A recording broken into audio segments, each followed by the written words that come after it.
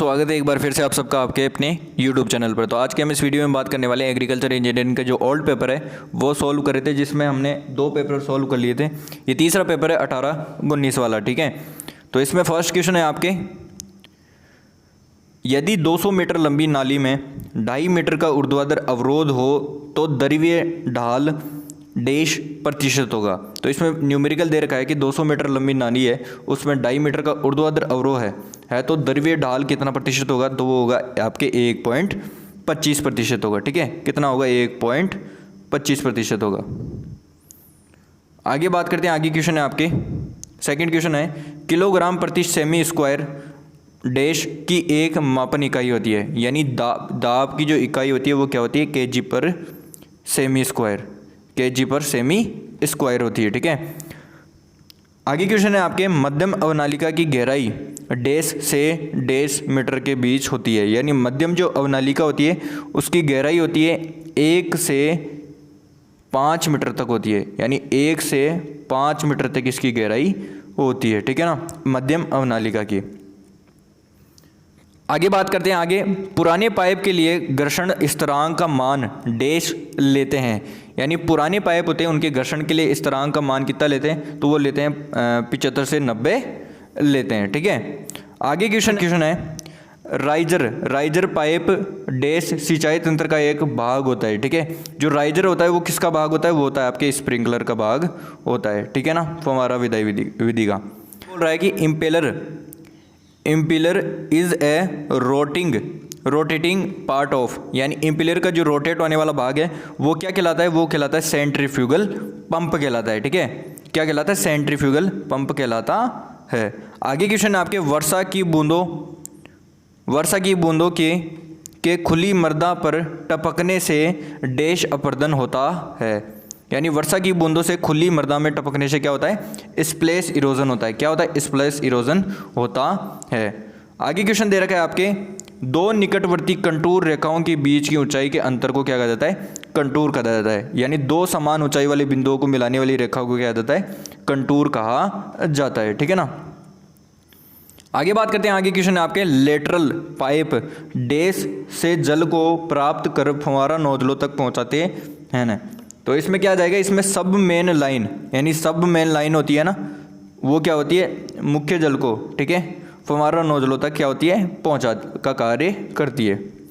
आगे multiple choice question में पहला क्वेश्चन है आपके, कि रोधी बांध से नियंत्रित किया जाता है, रोधी बांध से नियंत्रित किया जाता है किसको, तो वो किया जाता है आपके अवनालिका अपरदन को नियंत्रित किया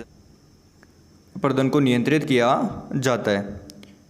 आगे सेकंड क्वेश्चन है आपके, स्रोत की जल सतह तथा निकास बिंदु पर जल सतह के मध्य की ऊर्ध्वाधर दूरी क्या कहलाती है, यानी स्रोत की जल सतह और निकास बिंदु की जल सतह के मध्य की ऊर्ध्वाधर दूरी क्या कहलाती है, वो कहलाती है आपके चूषण शीर्ष कहलाती है। क्या कहलाती है, चूषण शीर्ष कहलाती है, या जिसे सक्शन हीट कहा जाता है, हीट। आगे क्वेश्चन है आपके, ये न्यूमेरिकल दे रखा है, एक पंप 5 मीटर प्रति सेकंड की दर से पानी निकालता रहा है, एक 3 मीटर लंबी 1 मीटर चौड़ी व 0.9 मीटर गहरी होद को भरने में कितना समय लगेगा। तो ये पूछ रहा है कि आपको एक पंप है जो 5 मीटर प्रति सेकंड की दर से पानी निकालता है, ठीक है, यानी 3 मीटर लंबी है, होद की बात कर रहा है, 3 मीटर लंबी है, 1 मीटर चौड़ी है तथा 0.5 मीटर क्या है, गहरी होद है, उसको भरने में कितना समय लगेगा, तो उसमें जो है समय लगने वाला है वो 9 मिनट के समय लगेगा, ठीक है। आगे बात करते हैं, आगे क्वेश्चन है, बूंद बूंद सिंचाई तंत्र में वेंचुरी का उपयोग होता है, वेंचुरी क्या काम आती है, मैंने पहले ही बताया था पिछली वीडियो में, उर्वरक देने के काम में आती है, उर्वरक देने के लिए काम में ली जाती है वेंचुरी। आगे क्वेश्चन है, बहते हुए जल की मापन इकाई क्या होती है, यानी बहते हुए जल को किसके द्वारा मापा जाता है, तो उसको मापा जाता है लीटर पर सेकंड के रूप में मापा जाता है, ठीक है ना, लीटर पर सेकंड के रूप में मापा जाता है। आगे क्वेश्चन है आपके, आगे क्वेश्चन है, समोच्च खाइया कितने डाल के बाद नई बनानी चाहिए, यानी समोच्च कंटूर टेरेस होती है वो किस ढलान के बाद है जो हमें नई बनानी चाहिए, तो वो 30% ढलान के बाद में जो है नालियाँ बनानी बंद कर देनी चाहिए। आगे बात करते हैं, आगे क्वेश्चन है, फव्वारा सिंचाई उन मृदाओं के लिए उपयुक्त नहीं है जिसकी पारगमन दर है, यानी ये पूछ रहा है कि फव्वारा सिंचाई उन मृदाओं के लिए उपयुक्त नहीं है जिसकी पारगमन दर इतनी होती है। ठीक है, तो इसमें पहला ऑप्शन है कि 4 mm प्रति घंटा से कम, 6 से 8 mm प्रति घंटा, 10 mm प्रति घंटा से अधिक, 14 mm घंटा या अधिक। तो इसमें जो आंसर हो जाएगा वो कौन सा होगा? फर्स्ट आंसर हो जाएगा। ठीक है, आगे क्वेश्चन दे रखा है लवणीय जल में परिस्थिति में सिंचाई की उपयुक्त विधि है, यानी लवणीय जल में परिस्थिति से सिंचाई की उपयुक्त विधि कौन सी होती है? लवणीय मृदाओं के लिए सिंचाई की कौन सी विधि जो उपयुक्त मानी जाती है?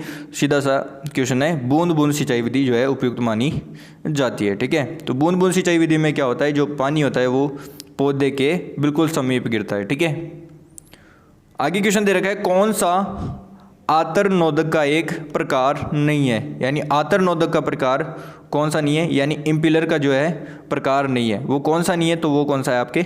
विसारक या डिफ्यूज़र जिसे कहा जाता है, विसारक नहीं है। ठीक है, आगे बात करते हैं। आगे क्वेश्चन आपके कौन सी दबाव युक्त सिंचाई प्रणाली तेज हवा के वेग से प्रभावित नहीं होती है, यानी कौन सी दबाव सिंचाई प्रणाली है जो तेज हवा के वेग से जो है प्रभावित नहीं होती है? तो वो ड्रिप सिंचाई विधि है, वो चाहे कितनी भी हवा चले उसके वेग से जो है प्रभावित नहीं होती है। ठीक है, आगे बात करते हैं। आगे आपके ट्रू एंड फॉल्स आ जाते हैं, फिर मल्टीपल चॉइस क्वेश्चन की आपके थ्योरेटिकल पार्ट की बात करते हैं। थ्योरेटिकल पार्ट में फर्स्ट क्वेश्चन आपको दे रखा है कि परत अपरदन किसे कहा जाता है, सीट इरोजन किसे कहा जाता है, तो उसके बारे में बताना है।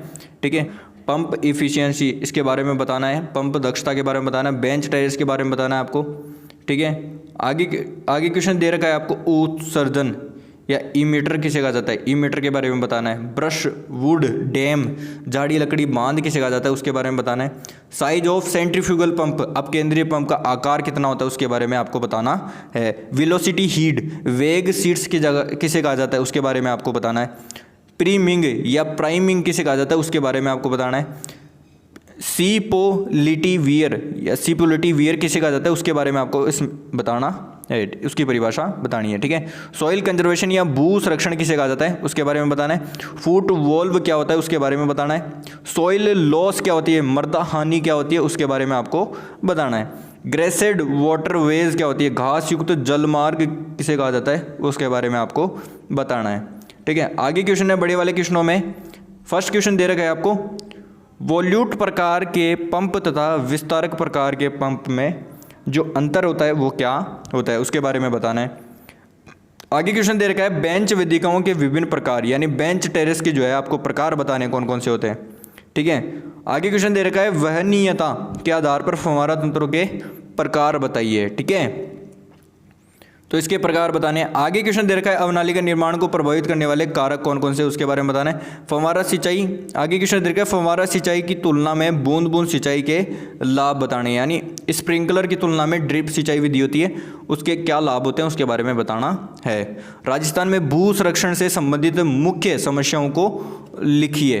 इसमें क्वेश्चन पूछ रहा है कि राजस्थान में भू संरक्षण से संबंधित मुख्य समस्याएं कौन कौन सी है उसके बारे में बताना है। वर्षा जल संचयन पर टिप्पणी लिखनी है। फिर आगे क्वेश्चन दे रखा है आपको अवनालिका बनने से रोकने के लिए अपनाई जाने वाली भू प्रबंधन प्रक्रियाओं के बारे में लिखना है।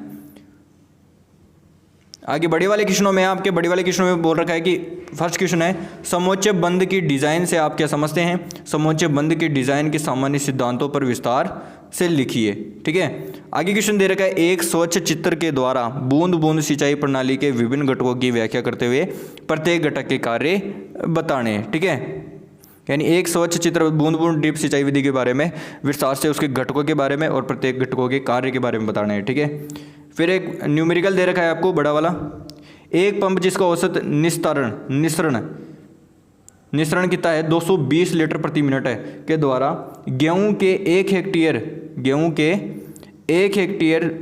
फसल की सिंचाई के लिए 50 घंटे लगते हैं, तो सिंचाई की औसत गहराई की गणना करनी है। ठीक है, इसमें दो क्वेश्चन दे रखा है आपको, एक क्वेश्चन दे रखा है और बी क्वेश्चन दे रखा है।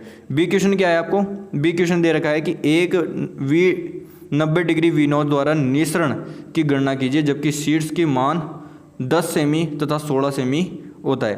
तो ये आपका पेपर था 2018-19 का। मिलते हैं अगली वीडियो में, तब तक के लिए जय हिंद जय भारत। थैंक यू दोस्तों।